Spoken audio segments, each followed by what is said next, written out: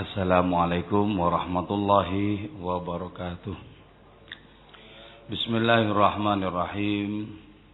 Hamdan wa sana'an laka ya Allah, salatan wa salaman laka ya Habiballah wa ala alika wa ashabika ya khair khalqillah, amma ba'du. Ila hadrati bahri syafa'ah alladhi turja syafa'atu min yawmi hadza ila yaumil qiyamah, khususan yawma la yanfa'u malu wa la banun illa man atallah biqalbin salim, sayyidina wa habibina wa syafi'ina qurrati ayunina maulana Muhammadin sallallahu alaihi wasallam, thumma ila arwaji ma'ali wa ahli baiti wa azwaji wa auladi wa dzurriyyati wa jami' ashabihi, khususan ahli badrin wal muhajirin wal ansar, thumma ila jami' ikhwanihi min al-anbiya' al-mursalin wa ali kullin wa ashabi kullin wa atba'i kullin, thumma ila jami' al-malaikatil muqarrabin wal hafizin wal katibin wal karubin wal ruhanin hamalatil arsh, khususan ila Sayyidina Jibril, Sayyidina Mikail, Sayyidina Israfil, Sayyidina Zail, thumma ila arwah jami' tabi'in wa tabi'in wa man tabi'ahum bi ihsan ila yaumiddin, radhiyallahu lana wa lahumul Fatihah. A'udzu billahi minasy syaithanir rajim. Bismillahirrahmanirrahim. Alhamdulillahi rabbil alamin arrahmanir rahim maliki yaumiddin. Iyyaka na'budu wa iyyaka nasta'in ihdinas siratal mustaqim. Siratal ladzina an'amta 'alaihim ghairil maghdubi 'alaihim waladdallin. Amin. Thumma ila arwah jamil awliya wasyuhada wassalihin wal aimatil mujahidin wal ulama'il musannifin al mukhlisin wal fuqara al 'abidin, khususan Muhammad Rabi'ah bin Malkan Abil Abbas Nabi Khidir alaihi salam. Thumma ila hadratus Syekh Muhyiddin Ibn Arabi, thumma ila hadratus Syekh Muhyiddin Syekh Abdul Qadir Al-Jailani, thumma ila jami' awliya ya Allah من القطاب والأنجاب والسادات والأحباب والألباب والنجاب والركباء والأبدال والأفراد والأوتاد ورجال الغيب ورجال الماء والإمامين وقد بهذا الزمان بأن الله يعلي درجاتهم في الجنة ويجمعنا وإياهم ويهدينا بهدايتهم ويحمينا بحمايتهم وينفعنا بعلومهم وأنوارهم بركاتهم وأسرارهم، رضي الله لنا ولهم الفاتحة. أعوذ بالله من الشيطان الرجيم. بسم الله الرحمن الرحيم. الحمد لله رب العالمين الرحمن الرحيم مالك يوم الدين. إياك نعبد وإياك نستعين اهدنا الصراط المستقيم صراط الذين أنعمت عليهم غير المغضوب عليهم ولا الضالين. Amin. Kita melanjutkan pembahasan tentang puisi Syekh Muhyiddin Ibn Arabi tentang roh-roh umat manusia, termasuk roh-roh kita yang sebenarnya saling berdekatan. Roh ini masuk dalam kategori alamul amri. Jadi ada dua alam ya. Yang pertama alamul khalqi, alam ciptaan, seperti semesta dengan berbagai macam komponennya yang kita saksikan secara nyata. Terus ada alamul amri, alam perintah, alam perintah. Nah, alamul amri ini non empirik, non bendawi. Jadi karena itu kalau kita mencari roh di dalam jasad manusia, tidak akan pernah kita temukan. Berada di sebelah mana dari jasad manusia, tidak akan pernah kita temukan roh itu berada di mana. Sebab roh itu termasuk kategori alamul amri, alam perintahnya Allah Subhanahu wa taala. Nah, alamul amri ini memiliki kedekatan dengan alamul khalqi. Contoh lagi misalnya begini ya,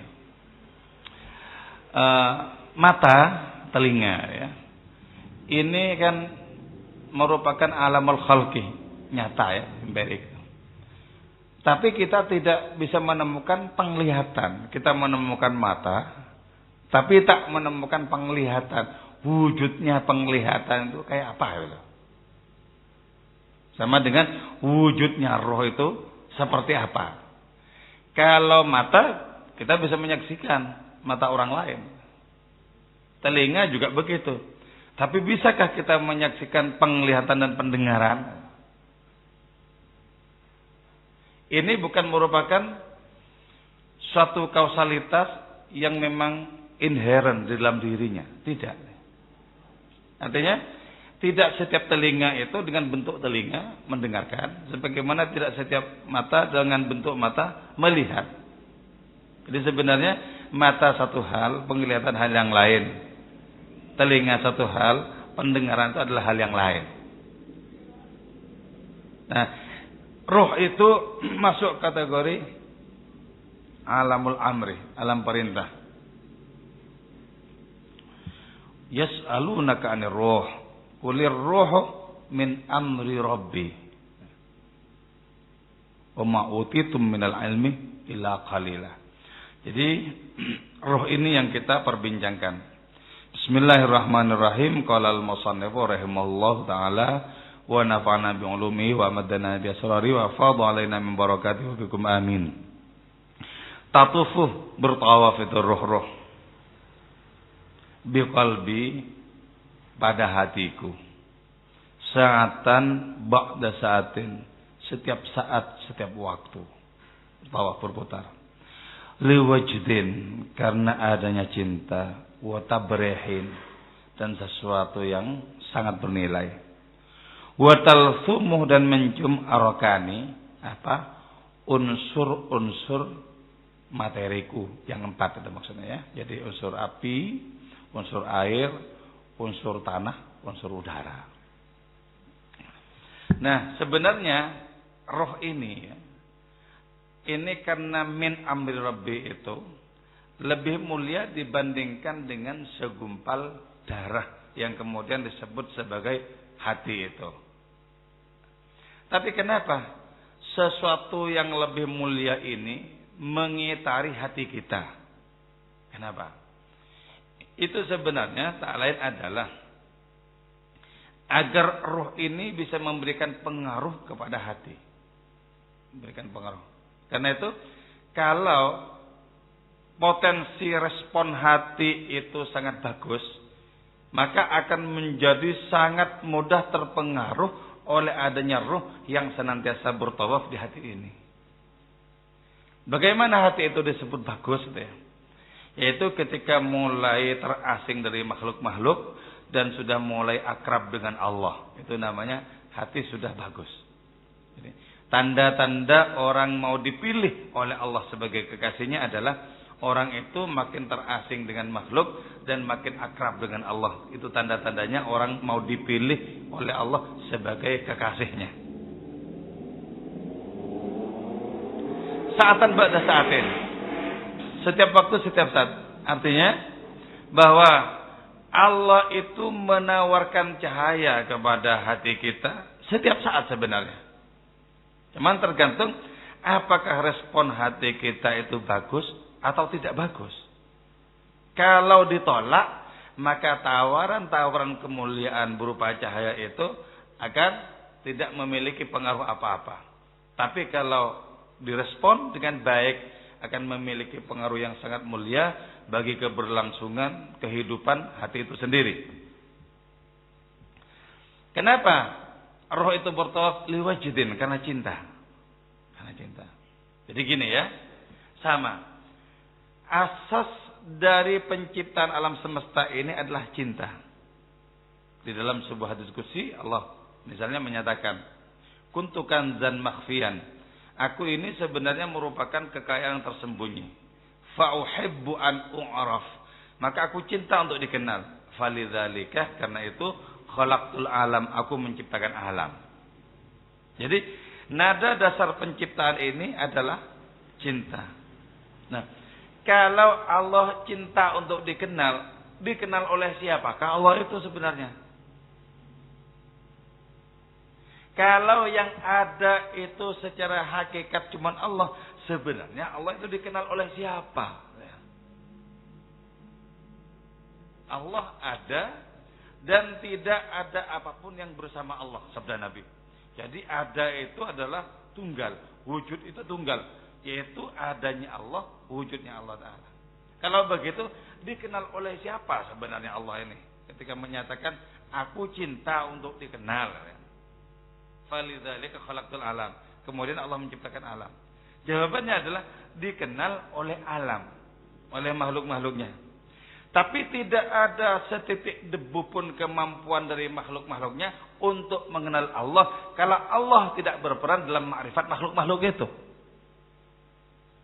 Ini ya, ini kita menyaksikan alam semesta seperti keanekaragaman ya, seperti sebuah karnaval, seperti dialog yang tak kunjung henti, Sesungguhnya ini monolog yang senyata-nyatanya.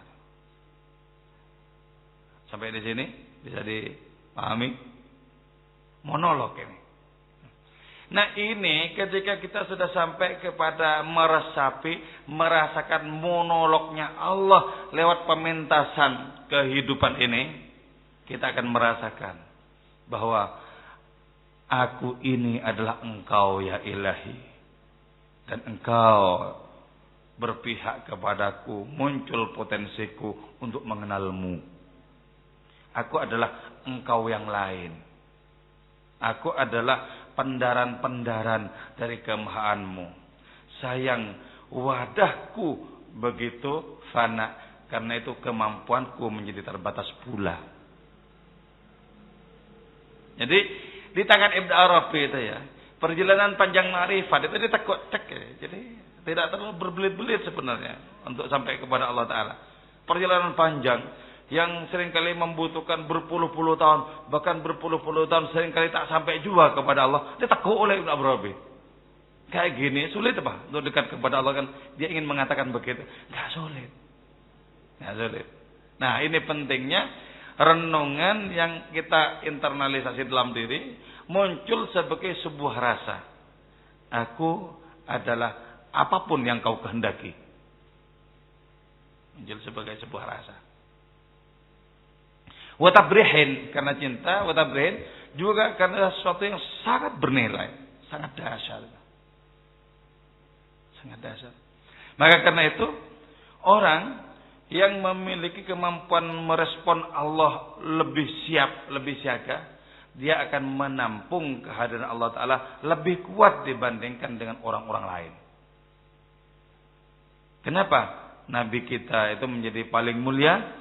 Karena paling banyak menampung Allah Ta'ala. Ini yang disebut dengan isti'dad. Siapkan diri kita untuk menjadi wadah yang tangguh dan luas. Maka kita akan menampung Allah dalam diri kita. Dalam kemampuan menampung inilah kemudian Allah Ta'ala berfirman. Ma wasa'ani ardi wala samai.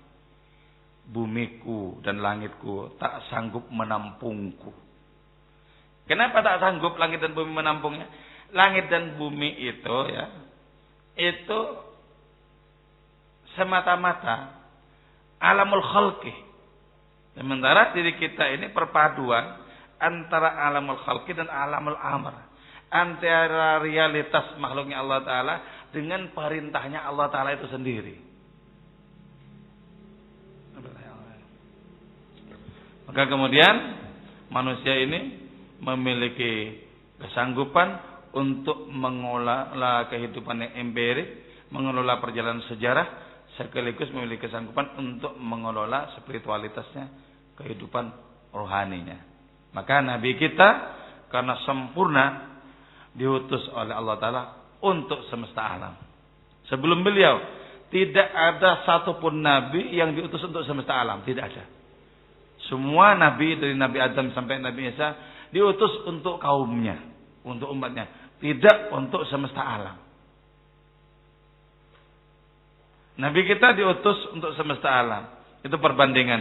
Nabi ini melampaui seluruh alam, sementara nabi-nabi yang lain itu hanyalah mendapatkan bagian dari keluasan rohani Nabi Muhammad SAW. Nah, ketika roh itu bertawaf mengelilingi hati itu, dan kemudian hati itu terpengaruh watal sumu arakani, maka dimensi fisikalku itu mencium adanya pengaruh roh ke dalam hati. Ya bayang kalau misalnya kita berzikir ya, ya Allah, ya Rahman, ya Rahim, ya Malik, ya Kudus, ya Salam, ya Mumin. Ini yang bergetar tidak hanya hati. Kulit ini bisa merinding gitu lah. Bisa merinding. Ini pengaruh. Pengaruh getaran di dalam. Assalatu wassalamu alaika ya Rasulullah. Assalatu wassalamu alaika ya Rasulullah. Bergetar. Yang kalau tidak memiliki kendali bisa menari dengan sendirinya. Bergetar.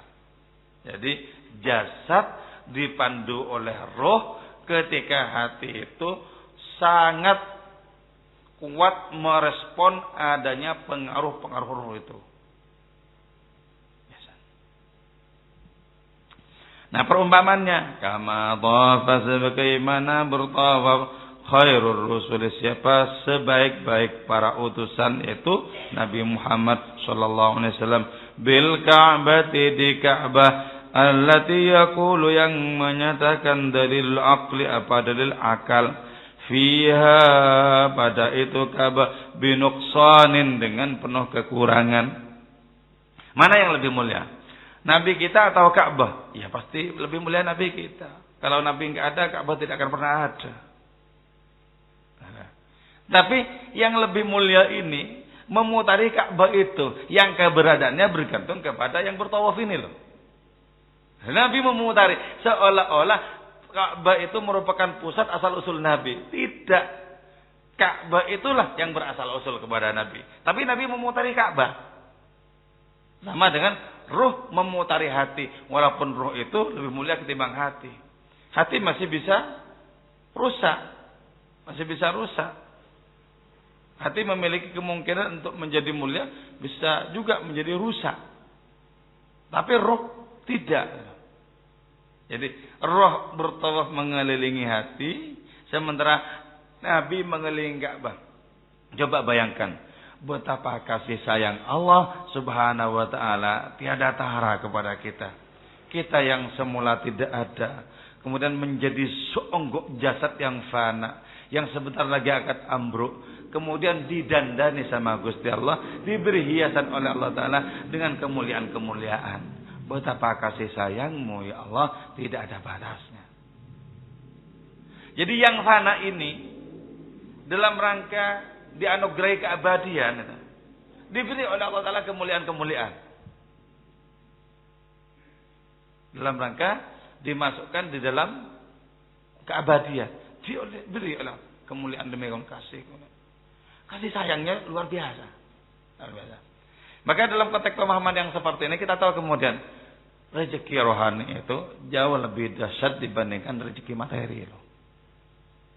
Tapi kan betapa jarang orang memburu rezeki rohani, tapi pemburu-pemburu materi berseliweran di mana-mana. Ada kedoknya mencari rezeki rohani, sesungguhnya batinnya mencari rezeki materi. Jadi semakin jarang pencari, penggila rezeki rohani, dan makin muncul sebagai gelombang yang tak bisa dibendung para pencari rezeki materi itu. Kata Syekh Abdul Qadir Jailani dalam kitab Al-Fathur Rabbani, beliau menyatakan, aku datang ke depan pintu kekuasaan, orang-orang berjubelan, orang-orang berdesak-desakan, orang-orang saling bunuh di situ. Aku mundur menjadi tidak tertarik lagi. Aku datang ke depan pintu materi, banyak sekali orang di situ saling berebut, saling sikut, saling membunuh. Aku tidak jadi berada di situ. Aku mundur mencari yang lain. Aku datang ke depan pintu kehormatan sosial. Banyak sekali orang sangat berebut untuk mendapatkan penghormatan di situ. Aku muak, aku tidak tertarik, aku tinggalkan pintu itu. Dan ketika aku datang ke pintu rumah Tuhan, betapa sangat sunyi, sepi sekali. Nyaris tidak ada peminatnya di situ. Ya. Jadi artinya apa? Dimensi kemalaikatan manusia itu menjadi semakin tergerus, menjadi semakin tidak ada, diganti oleh sifat kebinatangan. Karena itu ya, kebinatangan itu menjelma di mana-mana. Binatang-binatang masuk masjid, binatang-binatang umroh dan berhaji, binatang-binatang pikiran, binatang-binatang memenuhi majelis-majelis di mana-mana. Apa yang sebenarnya mereka cari? Betulkah mereka merindukan Allah? Ketika ternyata diinvestigasi tak juga merindukan Allah. Mereka merindukan nafsu yang mereka ciptakan sendiri. Makin jarang.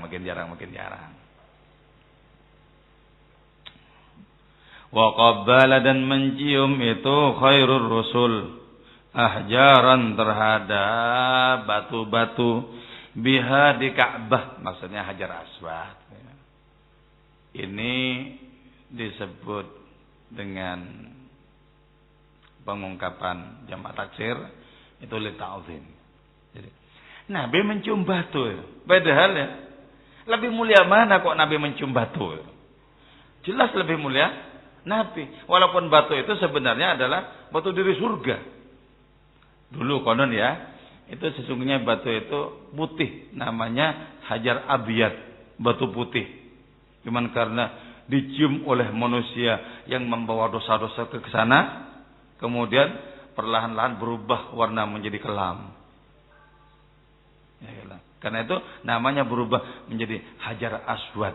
Dari semula batu putih berubah menjadi batu hitam. Jadi batu hitam. Nah, Nabi jelas merupakan asal usul dari penciptaan segala sesuatu termasuk Hajar Aswad itu. Tapi Nabi menciumnya.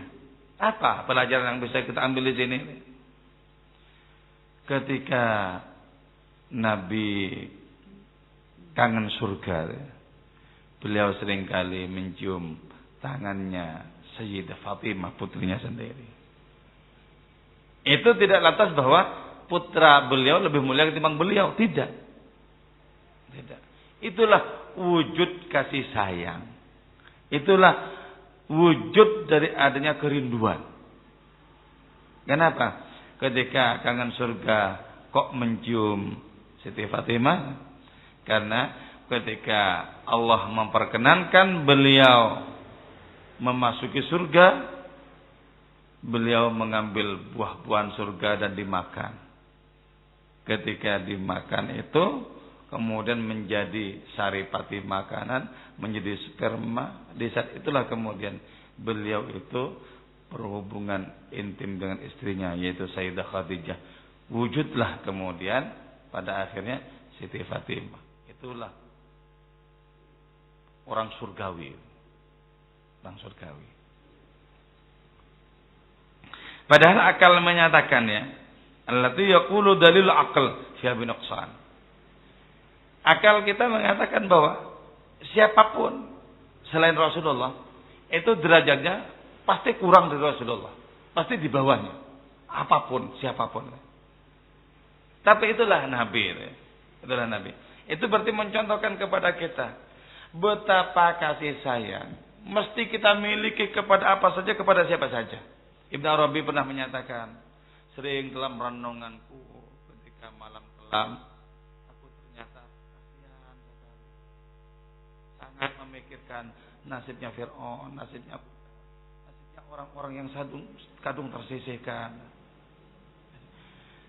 Belas kasihnya juga tumpah kepada para pendosa.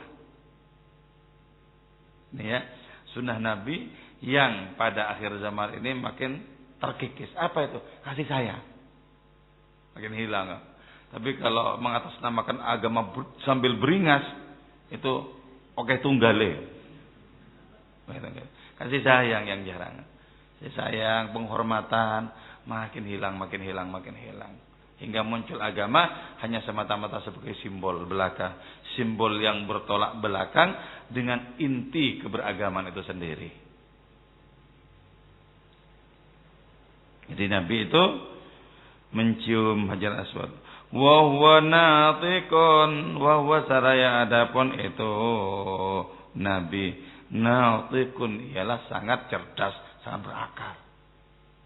Nah, batu. Makanya Sayyidina Umar bilang begini ketika mau mencium Hajar Aswad itu, kamu itu sebenarnya cuma batu.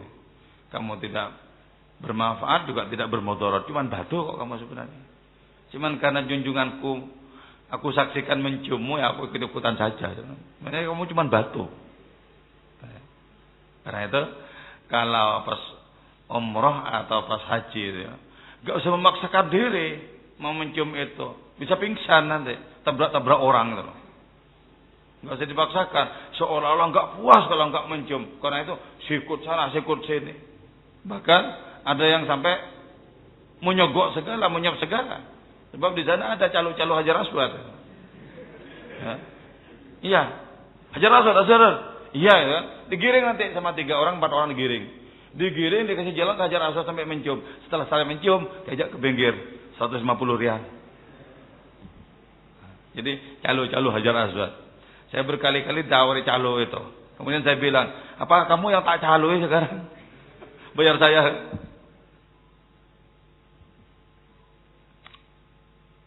Wa aina, dan di mana maqamul baiti, kedudukan Baitullah Ka'bah itu min qadri insanin, dibandingkan kedudukan manusia. Ya tetap lebih mulia manusia. Tapi kalau manusianya tidak beres, tetap lebih mulia Ka'bah. Sudah gamblang jalan kepada Allah, jalurnya gamblang loh, tinggal ngelakoni. Kalau teorinya sudah jelas ceto welo-welo. Oke, 3 bait ada yang ditanyakan?